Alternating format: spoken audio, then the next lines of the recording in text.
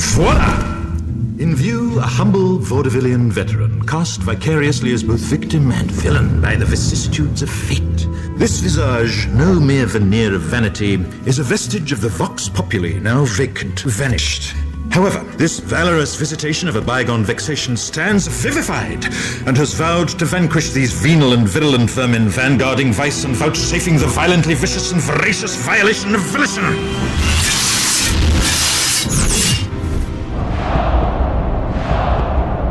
The only verdict is vengeance, a vendetta, held as a votive, not in vain, for the value and veracity of such shall one day vindicate the vigilant and the virtuous.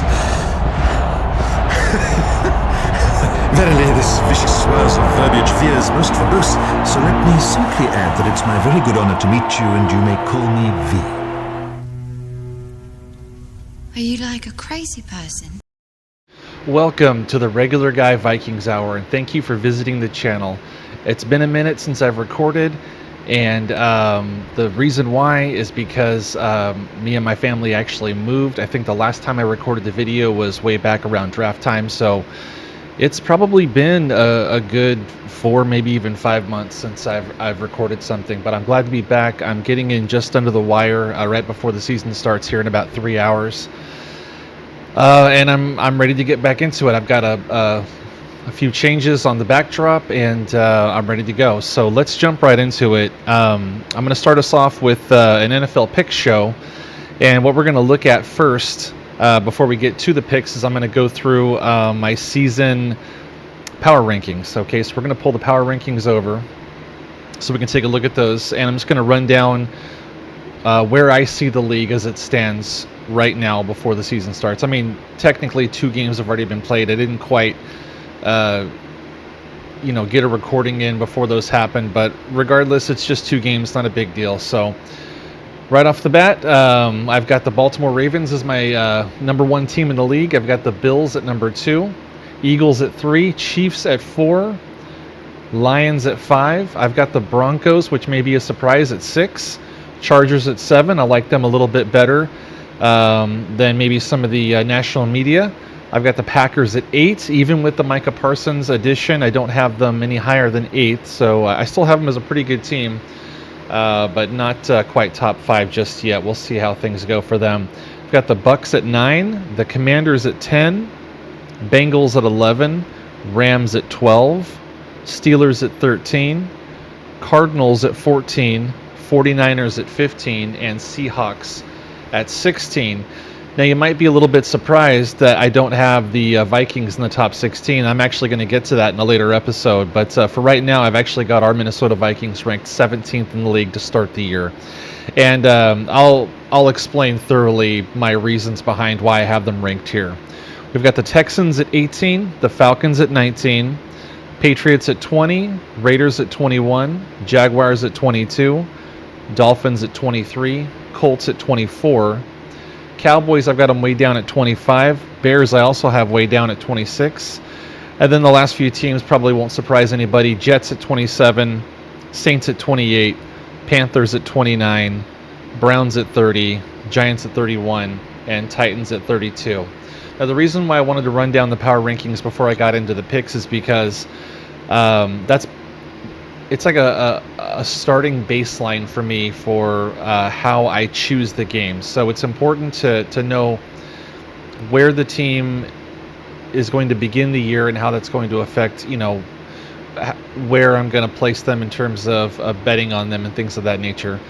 So now that we've done the power rankings, I also want to just do a quick rundown of my quarterback rankings. Okay, I'm going to pull those over.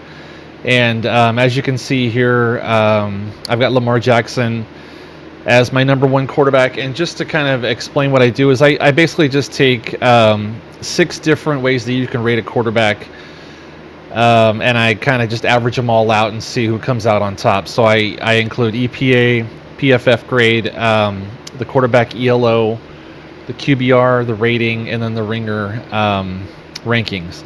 So we've got Lamar at number 1, we've got Josh Allen at number 2, Joe Burrow at number 3, Jared Goff at number 4, Patrick Mahomes at number 5, Justin Herbert, who just outdueled Mahomes on Friday night, at number 6, Baker Mayfield, probably higher than maybe some people have him at number 7. I think he's actually playing real well right now at this stage in his career. So I'm okay with him there. I've got Jaden Daniels at 8, Jalen Hurts at 9. I do think he is a top 10 quarterback, and I feel like he showed it already in that first game of the year on Thursday against the Cowboys.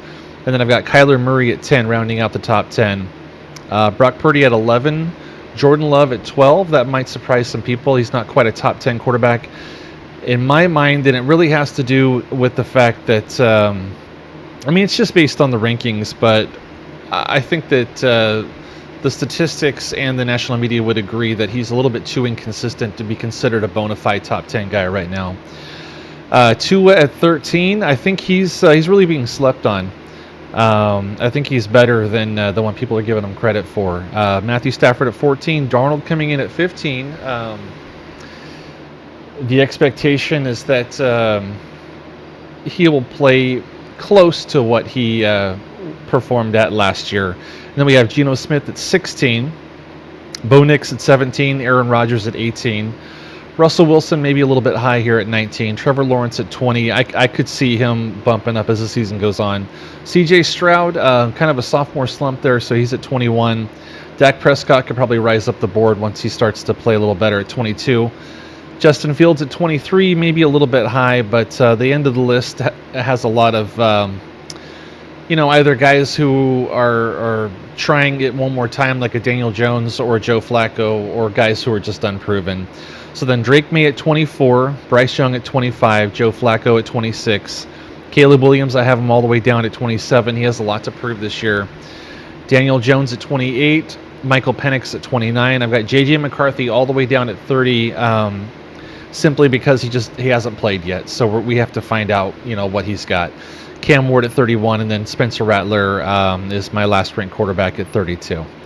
Okay, so now that we have our quarterback rankings and our power rankings, we have a good baseline and an understanding of why I picked the way that I do in week 1. And last year, when I placed my 5 bets against the spread, which I call my Fermented Five, I actually went 5-0 in week 1. So I think that my power rankings and my quarterback rankings really do set a good starting point for me to get me off on the right track to maybe win some money again this year. So let's head over to the weekly picks and let's run these down. Okay, so 2 games have already happened, like I was talking about. And we had the Cowboys at the Eagles, and these are spreads that I pulled from Bovada on Saturday, August the 30th. So I got these in really early, and so some of these spreads probably changed the closer they got to game time. But these were the spreads as I was when I was looking at them. This is what they were. So the Eagles were favored by 7 at home. I actually picked Philly to both win and cover. They did not cover, so I took a loss against the spread there. And then the Chiefs and the Chargers on a neutral field. The Chargers were technically the home team, and so they were +3.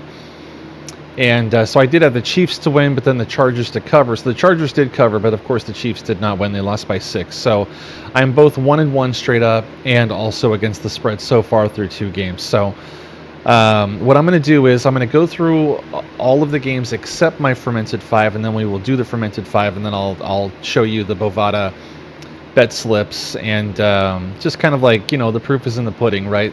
You got to put your money where your mouth is. So first up, I have the Arizona Cardinals at the New Orleans Saints. The Saints are a 6.5 dog at home. I have Arizona winning, but I do actually have the Saints covering. Okay, next up we have Cincinnati at Cleveland. Cleveland, another home dog by 5.5. I have Cincinnati winning, but again, I have Cleveland covering. Next up, we have the Raiders at the Patriots. The Patriots are actually favored at home by 3 points. I do have the Patriots winning, but again, I have another cover. I have the Raiders covering. Next up, we have the Dolphins at the Colts, and the Colts are a 1-point home favorite. I actually have the Colts winning. And then versus the spread, I had a push, so I went ahead and chose Miami to cover the spread here, even though it's a small spread. So I'm hoping for, maybe I guess a push is what I'm hoping for. That Indianapolis wins by exactly one. So we'll see if that happens. All right, next up we have the Buccaneers at the Falcons. The Falcons are a 2.5-point home dog. I have the Bucs winning, but I have the Falcons covering. Then we have the 49ers at the Seahawks. The Seahawks, here's another home dog, 2.5 points for the Seahawks. I have the Seahawks winning, and I have, they're going to win outright. Okay, next up we have the Titans at the Broncos. Broncos, I believe this is the biggest line of the week. They are 8-point favorites at home against the Titans. So I have Denver both winning and also covering the 8. Next up we have probably the game of the week, the Ravens at the Bills. And the Bills are actually a 1-point home dog.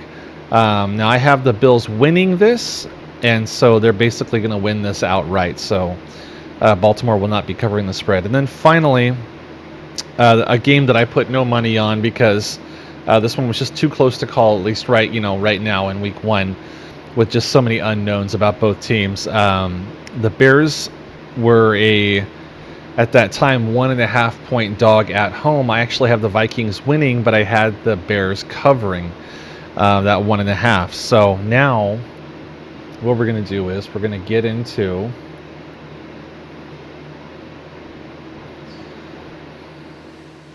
Fermented Five. All right, now we're going to do our Fermented Five. These are the 5 games that I have picked against the spread as a part of my parlay. First up, we have the Carolina Panthers at the Jacksonville Jaguars. Jaguars are home favorites by 3 points. I have the Jaguars winning easily and also covering that spread relatively easily by at least a field goal. Next up, I have the New York Giants at the Washington Commanders. The Commanders are 6-point home favorites. And again, here's another one where I have I have Washington both winning and covering that 6 points by 4.5. Next up, my third pick for my Fermented Five is the Steelers at the Jets. The Jets are 2.5-point home dogs. And I have Pittsburgh winning this and then also covering the 2.5 points. Next up, we have another really good matchup. We have, I believe this is going to be the national game in the late window today. It's going to be the Lions at the Packers. The Packers are actually 2.5-point home favorites, which I thought was interesting. I'm going to go ahead and take Detroit to win that game outright. Okay, and then finally, the last of my Fermented Five, we have the Houston Texans, who I'm not really a huge believer in this year, at the Los Angeles Rams, who I am a believer in. And the Rams are favored by 2.5 at home. I have the Rams winning and also covering that by a field goal. Okay, so that wraps that up. And what we're going to do is we're going to take a look at my bet slip so you can just see what I'm looking at.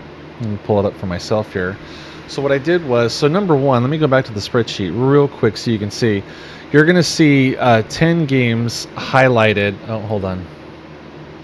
You're not looking at the same thing. Okay. We have 10 games highlighted in light green here, right, that I'm clicking on. That's a 10-game money line parlay that I put down. And so the thing I love about this huge money line parlay is that all I had to do, let me pull my browser back up now. All I had to do was throw down $10. And let me see. No. I can't scroll because it's a picture. But anyway, if right behind my camera here, you would see that I put down $10. But then you see up here that if I hit my 10-team parlay on the money line, I would actually win $542, which is nice. So the Eagles already hit the first leg, so I've got 9 more to go. But in my 10-team parlay, I've got Eagles, Cardinals, Jags, Bengals, Commanders, Steelers, Broncos, Rams, Bucks.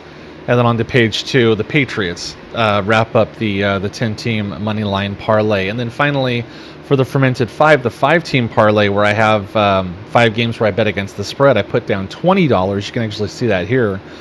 I have the Jags covering 3 points. I have the Commanders covering 6 points. The Steelers covering 2.5. I have the Lions winning outright and the Rams covering 2.5. So that is it. Here, let me transition back to the camera. So anyway, sorry this first episode's a little bit, I don't know, wonky, or whatever word you want to use. It's been several months since I've recorded. I'm trying to get back in the swing of things, and I'm also trying to make the length of the videos a little, even though I call myself the regular guy Vikings Hour, I'm trying to make the videos a little bit more palatable. And maybe, I mean, I don't know how long this one is. We're looking at about 15 minutes or so. So hopefully that's something that is a little bit more palatable for people to watch. And, you know, I mostly do Minnesota Vikings stuff, but I also really enjoy the gambling aspect. I don't do the player props, and I don't bet over unders and things of that nature, because I don't really have any kind of like data points that I can set to really feel good about putting money on those types of things. But when it comes to betting spreads and betting winners and losers, I really feel like I have a good system in place to bet that kind of stuff. So that's where I like to put my money. So I put every week, I put $30 on the line, and you know, if I have a perfect week, I could win upwards of $1,000 off of 30. You know, and it's like, and if you don't win, which usually is the case, I think I won twice last year, which means I made my money back and then some. But you're only losing $30 a week, so it's really not a lot, and you know, I don't really have a ton of money to gamble with anyway. But anyway, I hope you enjoyed this first show after my long hiatus, and you know, if I can help you win some money, you know, then I guess that's a good thing. So anyway, as I always say, play vicious and be victorious. Peace. Thanks for watching the Regular Guy Vikings Hour. If you enjoyed this video, please interact with my content, such as liking, subscribing, or even commenting. And when you're done with that, come say hello to me over on my social media platforms. Thanks.